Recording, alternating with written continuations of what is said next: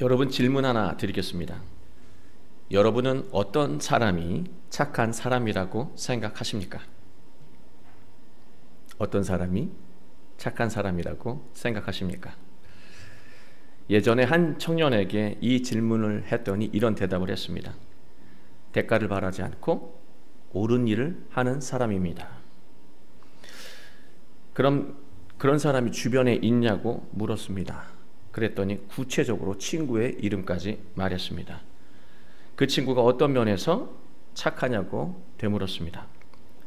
항상 자신을 말없이 배려해주고 챙겨준다는 것입니다. 이번엔 한 어른에게 물었습니다. 내 말을 잘 들어주는 사람이 착한 사람이라고 말했습니다. 가령 아이들이 내 말을 잘 들어줄 때 참 착하구나 라는 말이 저절로 나온다고 말했습니다. 끝으로 중학생 아이에게 물었습니다. 너는 어떤 사람이 착하다고 생각하니? 그랬더니 사춘기 아이는 대답이 전혀 달랐습니다. 왜 갑자기 그런 질문을 나한테 하는 거예요? 제가 뭐 잘못했습니까? 지금 착하지 않은 일을 지적하고 있는 거라고 생각을 하는 거예요. 사춘기는 대답부터 좀 다르죠. 다시 물었더니 자신의 의견을 잘 들어주는 친구가 자기는 착한 친구라고 생각한다고 대답했습니다. 세대는 다르지만 생각은 거의 비슷했습니다. 착한 것의 기준이 바로 자기 자신이라고 하는 거예요. 상대가 악하고 착한 것과는 상관없이 나에게 잘하는 사람이 바로 착한 사람이라고 하는 것입니다. 타인을 착하다고 여기는 그 기준이 이처럼 상대적이고 이기적이라고 하는 거예요. 또 이와는 반대로 질문할 수 있습니다. 내가 어떻게 행동할 때 타인에게 착한 존재가 될 수 있을까? 심리학 이론 중에요. 미들 차일드 신드롬이라는 이론이 있습니다. 둘째 아이 증후군이라고 하는 것인데요. 이게 뭐냐면 첫째와 막내 사이에 낀 둘째 아이는 질투심이 많고 소외감을 자주 느낀다는 것입니다. 제가 둘째잖아요. 마지와 막내 사이에 껴있는 둘째이기 때문에 이 둘째 아이 신드롬 너무나 공감을 합니다. 부모님이 똑같이 잘해주셔도 질투심이 있고 때때로 소외감을 느낄 때가 있습니다. 그래서 둘째가 가지고 있는 심성 중에 이런 게 있어요. 모두에게 사랑받는 착한 사람이 되기 위해 자신의 의지대로 결정하지 못한다는 것입니다. 이러한 성향은 꼭 둘째에게만 일어나는 것은 아닙니다. 누구에게나 나타날 수 있다고 말합니다. 이 우리말로 천사병이라고 하는 거예요. 이 천사병에 걸린 사람처럼 타인의 기준에 따라서 착한 사람이 되려고 하면 본인은 불행하다라고 하는 것입니다. 그렇다면 우리는 이 지점에서 의문 하나가 생길 수 있습니다. 누군가를 착하다고 여기는 것도 잘못이고 누군가에게 착한 사람이 되는 것도 잘못이라면 착한 것은 나쁜 것입니까? 라는 질문을 할 수 있다는 것이죠. 절대로 아닙니다. 착하고 선한 것이 어떻게 악한 것이 될 수 있겠습니까? 절대로 착한 것은 나쁜 게 아니에요. 문제는 착한 것이 아니라 착한 것의 기준입니다. 착한 것의 기준이 잘못되면 문제가 일어난다는 거예요. 마태, 마가, 누가복음을 보면 한 부자 청년이 예수님에게 찾아와서 이렇게 말합니다. 선하신 선생님이라고 부르면서 어떻게 해야 영생을 얻냐고 묻습니다. 예수님은 네가 나를 어찌하여 선하다고 일컫느냐? 하나님 한 분 외에는 선하신 이가 없느니라. 이 말씀은요, 나도 인간이기 때문에 선하지 않다고 겸손의 말을 하신 게 아니에요. 네가 선하다고 여기는 기준으로 선함을 말하지 말라는 말씀이었어요. 청년은 자신은 하나님의 말씀을 다 지키며 선하게 살았다고 말했습니다. 그러자 예수님은 네가 가진 것을 모두 팔아서 가난한 사람에게 주라고 말씀하시고, 그러면 하늘의 보화가 너에게 있을 것이고 그런 후에 나를 따르라고 말씀하셨습니다. 예수님의 이 말씀을 들은 부자 청년은 근심하고 고민하다가요, 예수님에게서 떠나갔습니다. 재물이 중요했던 부자 청년에게 예수님의 말씀은 이제 더는 선한 말씀이 아닌 거예요. 바뀌어버린 거예요. 성경에서 말하는 선함의 기준은 이렇게 상황에 따라, 자기 욕심에 따라, 사람에 따라 바뀌고 달라지는 것이 아닙니다. 성경에서 말하는 선함의 기준은 하나님입니다. 사람이 아니에요. 우리가 착하게 살면서도 불행을 느끼는 이유, 그리고 우리가 착하게 살면서도 마음이 계속 헛헛한 이유가 무엇일까? 그것은요, 착함의 기준을 사람에게 두고 살기 때문입니다. 인생의 중요한 결정 앞에서 사람에게 착한 사람이 되려고 결정하기 때문에 우리는 불행하고 헛헛한 거예요. 착한 사람은 바로 하나님 앞에서 선한 자녀가 되는 삶을 선택한다라고 하는 것입니다. 그게 바로 모두에게 선한 결과로 이어진다고 믿기 때문입니다. 하나님은 하나님 앞에서 선한 삶을 살아가는 사람에게 선한 열매를 주시고 그의 인생을 성장시킨다는 것입니다. 그리고 최종적으로 구원하신다는 거예요. 결국 하나님의 뜻에 따라 선하게 사는 것이 선한 부모가 되는 길이고 선한 자녀가 되는 길이며 선한 친구, 선한 사회인이 되는 길이라고 하는 것입니다. 오늘 말씀은 하나님 앞에서 선한 삶이 구체적으로 어떤 형태로 나타나는지 바나바의 삶을 통해서 보여주고 있습니다. 우리 모두 오늘 말씀을 통해서 하나님이 원하시는 선한 삶을 살아가며 귀한 열매를 맺게 되시길 주님의 이름으로 축원합니다. 말씀의 상황은 이렇습니다. 스데반이 예루살렘에서 순교하는 일이 벌어졌어요. 이때부터 기독교인에 대한 박해가 더 심해졌습니다. 박해를 피해서 유대 땅을 떠날 수밖에 없었습니다. 때마침 베드로가 이방인 고넬료에게 복음을 전하는 일이 있었습니다. 바로 여기서부터 이방 전도가 본격적으로 열리게 되는데요. 흩어진 기독교인들은 각 지역에서 복음을 전하기 시작했습니다. 흩어진 기독교인들은 베니게와 구브로와 안디옥에 이르러 유대인에게만 복음을 전했다고 성경은 기록하고 있습니다. 그러던 중에 구브로와 구레네 몇 사람이 갑자기 안디옥에 와서 헬라인에게도 이방인에게도 복음을 전하는 일이 있었습니다. 그러자 놀라운 일이 벌어졌어요. 그게 21절 말씀입니다. 주의 손이 그들과 함께 하심에 수많은 사람들이 믿고 주께 돌아오더라. 주님의 손이 역사하니까 몇몇의 소수에 의해서 놀라운 일이 일어났다라고 하는 거예요. 주님의 손이라고 하는 것은 주님의 권능을 의미하는 상징적인 비유예요. 주님의 권능이 임한 거예요. 주님의 권능이 맞아 수많은 이방인들이 예수님을 믿기 시작했다라고 하는 것입니다. 예루살렘 교회는요, 안디옥 교회의 소식을 듣게 되었습니다. 그러나 그들은 여전히 복음을 받아들였을 뿐이지 복음의 깊이를 깨닫지는 못한 상태였습니다. 이 소식까지도 듣게 되었던 거예요.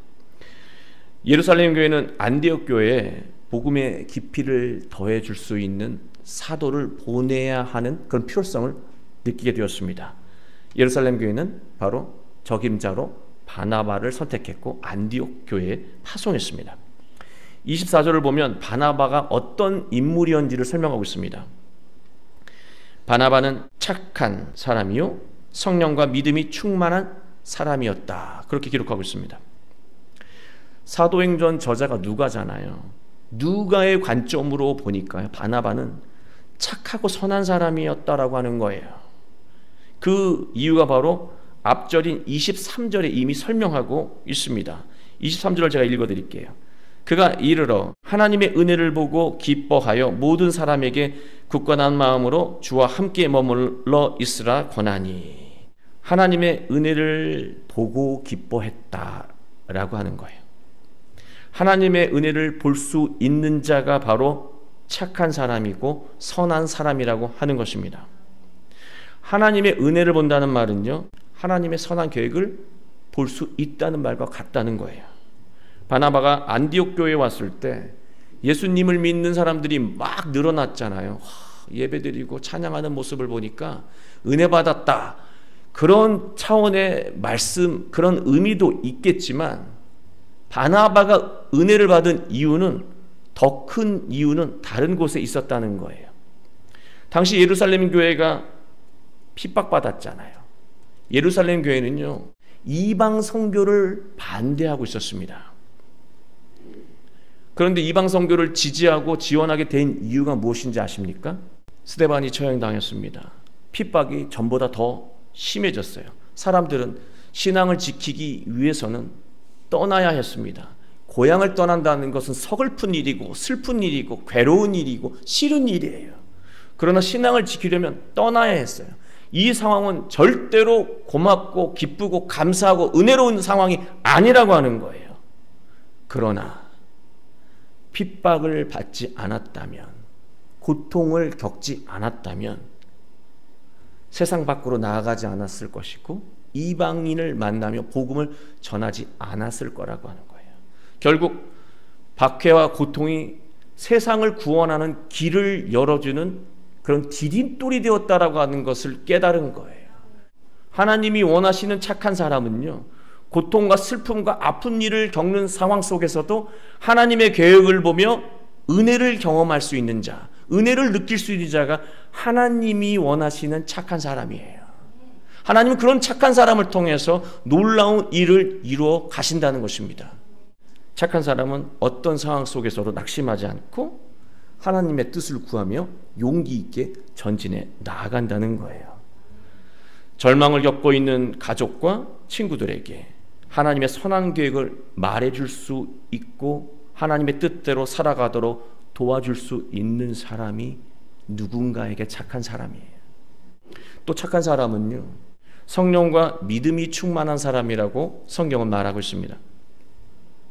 성령이 충만하다는 말은 우리 되게 익숙한 말이고 자주 사용하는 말이지만 때때로 자기 편의대로 이해할 때가 있습니다. 성령이라고 하는 것은 하나님의 영이고 하나님의 마음이에요. 성령이 충만하다고 하는 것은 내 마음속에 하나님의 영과 하나님의 마음과 하나님의 말씀이 가득하다고 하는 거예요. 우리 지금 내면은 무엇으로 가득해 있습니까?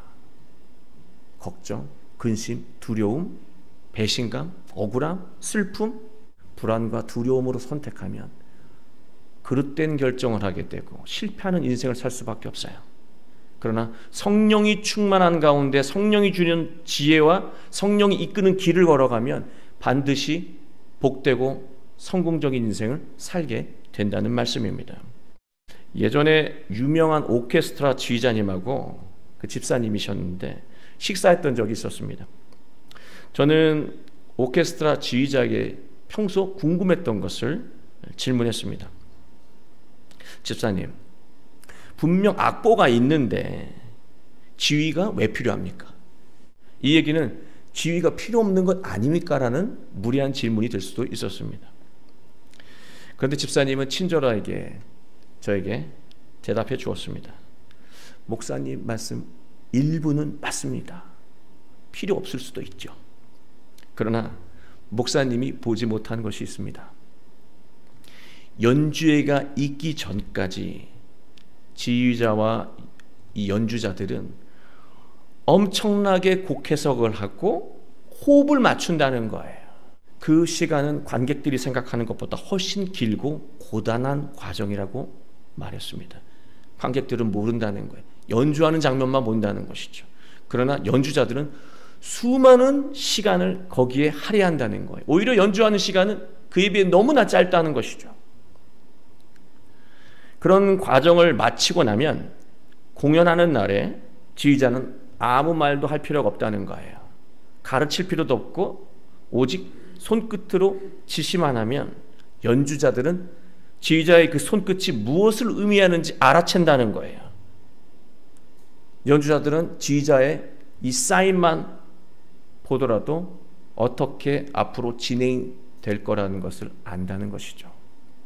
저는 지휘자님의 그 이야기를 듣고 마음으로 깨달은 게 있었어요. 아, 성령 충만한 것이 바로 이것이구나. 성령 충만한 것이 우리의 삶에 이렇게 나타나겠구나라는 거예요. 무슨 말이냐면 우리가 평소에 하나님의 말씀과 예수님의 복음을 지속해서 묵상하고 마음에 새겨온 사람들에게 성령 충만함이 일어나고요. 하나님이 우리에게 작은 사인을 보내셔도 우리가 그 메시지를 알아본다는 거예요. 말씀을 읽다가도 어떤 상황 속에서 나에게 보내시는 하나님의 사인과 시그널을 알아본다는 거예요. 둔감하지 않다는 거예요. 현명한 선택과 행동을 하게 된다는 것이죠. 그러나 성령 충만이 아니라 욕심 충만, 세속 충만하면 하나님의 메시지를 전혀 감지하지 못하고 오히려 불의한 말과 방식에만 반응하고 행동하게 된다는 것이죠. 성령이 충만한 사람이 자신을 향한 하나님의 선한 뜻을 깨달을 수 있고 하나님의 복된 계획을 이룰 수 있습니다. 성령 충만이 복되고 성공적인 인생의 출발점이라고 하는 것입니다. 성령이 충만해지면요, 자연스럽게 하나님에 대한 믿음도 굳건해집니다. 하나님의 메시지를 느끼는 사람은 하나님에 대한 믿음도 충만해질 수밖에 없어요. 믿음이 충만한 사람은요, 하나님의 섭리에 대한 믿음이 확고하다라고 하는 거예요. 오직 하나님의 섭리대로 살아야, 하나님의 방식대로 살아야 인생이 복되다라고 하는 믿음이 확고하기 때문에 절대로 그릇된 길에 유혹당하지 않는다는 거예요. 그게 믿음이 충만한 거예요. 오늘 말씀을 보면 바나바가 안디옥 교회에서 설교한 내용 한 줄을 소개하고 있습니다. 그게 23절이에요. 모든 사람에게 굳건한 마음으로 주와 함께 머물러 있으라 권하니. 굳건한 마음으로라고 이렇게 되어 있는데요, 굳건한이라고 하는 단어는요, 프로데시스, 번역하면 목적이라고 하는 단어예요. 굳건한은 형용사잖아요. 사실은 명사, 목적이라고 하는 거예요. 예수님 자체가 삶의 목적인 것을 알고 딱 붙어 있으라고 말하고 있는 거예요. 우리는 시간이 흐를수록 목적이 희미해져요. 우리 직장에 처음 취직했을 때 난 이렇게 열심히 일할 거야 라는 생각을 가지고 다 일하잖아요. 그러나 세월이 흐르잖아요. 목적이 희미해집니다. 일만 그렇습니까? 신앙도 마찬가지예요. 예수님 이렇게 따라야지 마음을 먹었지만 시간이 흐를수록 우리는 목적이, 예수님을 왜 따랐는지 목적이 흔들린다라고 하는 거예요. 신앙의 목적은 바로 예수님을 바라보며 예수님을 닮아가는 삶을 살아가는 것, 그게 신앙의 목적이라고 하는 것입니다. 예수님의 성품을 닮아가는 것이 우리의 신앙의 목적이라고 하는 것입니다. 그리고 착한 사람은 주와 함께 머무는 자라고 말하고 있습니다. 머물다라고 하는 이 프로스메노라고 하는 단어는요, 붙어있다, 매달리다는 뜻이에요. 우리는 무엇에 매달려 살아갑니까? 욕심에, 사람들의 조언에 의지하고 살아갑니까? 오직 예수님에게 매달려 예수님의 말씀에 의지해서 살아가라고 말하고 있습니다. 그래야 성령 충만하고 믿음 충만해서 선하고 복된 인생을 살 수 있다라고 하는 것입니다. 우린 하루에도 여러 번 시간을 내어서 예수님에 대해 읽고 배우고 묵상해야 합니다. 규칙적으로 예수님을 읽고 묵상하는 시간을 하루에 5분씩이라도 꾸준히 갖는다면 여러분의 삶이 달라진다는 거예요. 여러분의 현명함이 달라진다라고 하는 것입니다. 여러분의 마음의 상태가 변화된다라고 하는 거예요. 안디옥 교인들은 바나바의 설교의 은혜를 받았습니다. 그리고 착하고 선하며 또 성령과 믿음이 충만한 삶을 살아가야 된다는 것을 바나바를 통해서 깨닫게 되었습니다. 바나바는 사울에게 찾아가서 안디옥 교회로 데리고 왔습니다. 그리고 함께 사역을 하면서 큰 신앙의 결과를 이루었습니다. 그리고 안디옥 교인들이 그들을 보면서 뭐라 그랬냐면 저들이 바로 그리스도인이다. 그리스도인이란 말은 내가 나에게 저는 그리스도인입니다 하는 그런 표현이 아니라요, 누군가가 나의 말과 행동을 보고 또 나의 성품과 마음을 보고 예수님을 닮았다고 말하는 것, 그러한 표현이 바로 그리스도인이라고 하는 표현이라고 하는 것입니다. 누군가에게 우리가 그리스도인이 되어야 하는 것이죠. 사랑하는 교회 여러분, 우리가 아무리 최선을 다하는 삶을 산다고 해도요, 선을 모르고 최선을 다하면 우리의 인생은 불행할 수밖에 없습니다. 아무리 열심히 살아도 선을 모르고 열심히 살면 인생의 열매가 없어요. 마음은 늘 헛헛할 겁니다. 그러나 우리가 하나님의 선으로 최선을 다하며 그 선으로 살아가게 된다면 우린 성공적인 인생을 살 수 있습니다. 우리가 최선을 다해야 하는 선은 바로 하나님의 선이라고 하는 것입니다. 하나님이 보셨을 때 착한 것이 우리가 추구해야 하는 선이라고 하는 것입니다. 하나님의 선을 아는 것이 중요합니다. 예수님을 배우고 묵상하며 성령 충만, 믿음 충만을 우리가 이룰 수 있다면 성령은 우리에게 매 순간 최선의 길을 알려주며 복된 길로 인도하실 것입니다. 우리 모두 성령 충만, 믿음 충만, 하나님 보시기에 선한 자녀로 살아가며 모든 갈등을 해소하고 인생의 복된 열매를 맺게 되길 주님의 이름으로 축원합니다.